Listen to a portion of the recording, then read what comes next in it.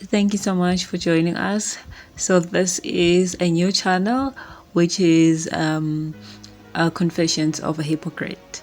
I'm so excited. I am actually planning to come up with a lot of topics that we can cover. Yeah, most of the topics will focus mostly on the Bible, Christianity, as well as like lifestyle things related to the fact that we can be very hypocritical in how we do things and how we view things in general as Christians. Yeah.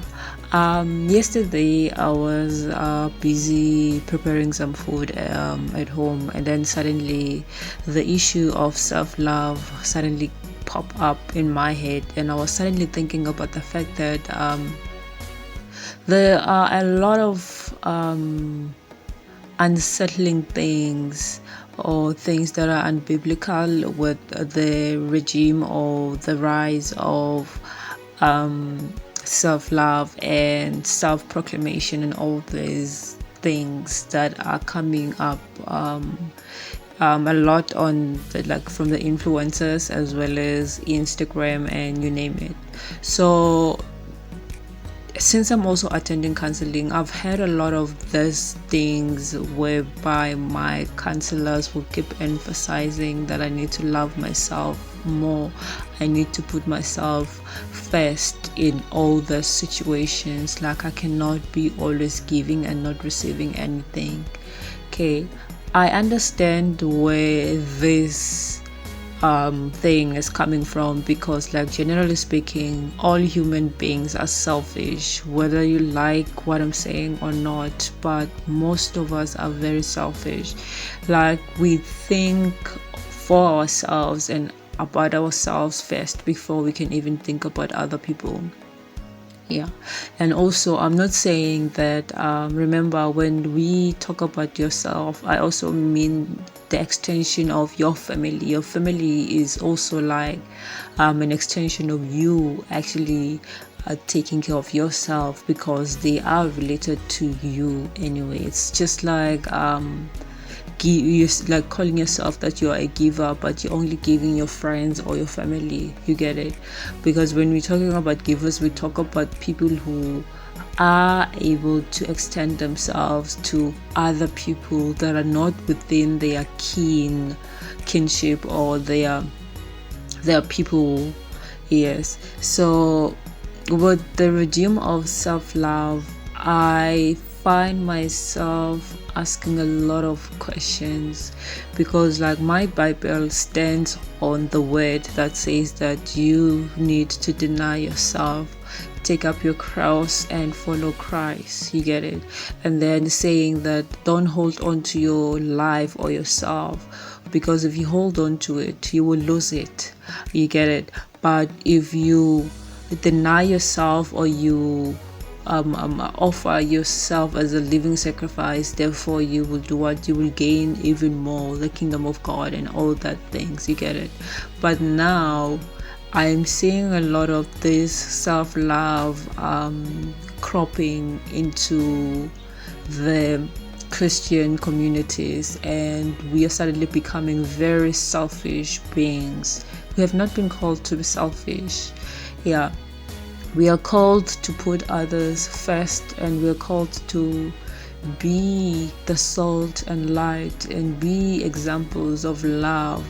You get it? It can be very hard if you want to put yourself all the time versus the commission to always deny yourself and put others first.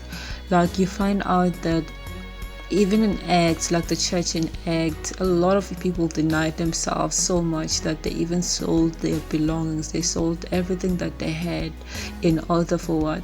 In order for the kingdom of God to progress. They sold everything and they gave the money to the church, so that like they were able to meet all the needs and the basic things versus now I'd rather accumulate a lot of resources. I'd rather accumulate so many things under my name.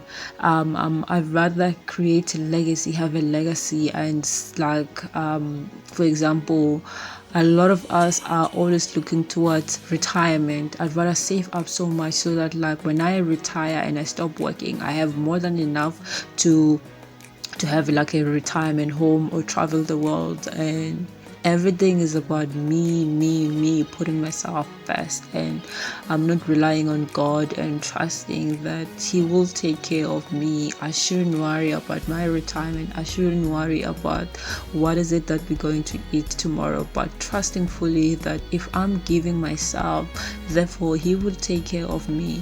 I understand that the reason why this self-love regime had to take place was the fact that a lot of people felt like they always have to be the ones who are giving, they always have to be the ones in the forefront, and where else they're not receiving anything. But that's the whole point. The whole point is not for you to be expecting to receive. There are people who have been giving and they have never received anything, and they're content with that. You get it?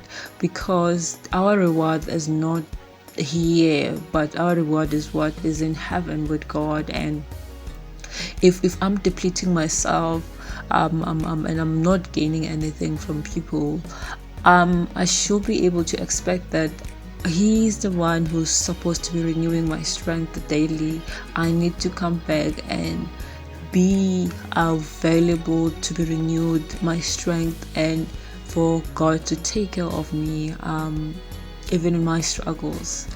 Yeah, so I'm going to be uploading a lot of things, a lot of discussions that we can talk about, and yeah, a lot of these things that have sort of cropped into the gospel that are not actually true things, because I am finding myself recently struggling to grasp which is which and what is correct and what is not, what's in the Bible, what is not. You get it? Because there's just a lot of mix and match of things that are not proper or the right way. Okay, thank you so much for listening, and hopefully you'll be able to tune in next time.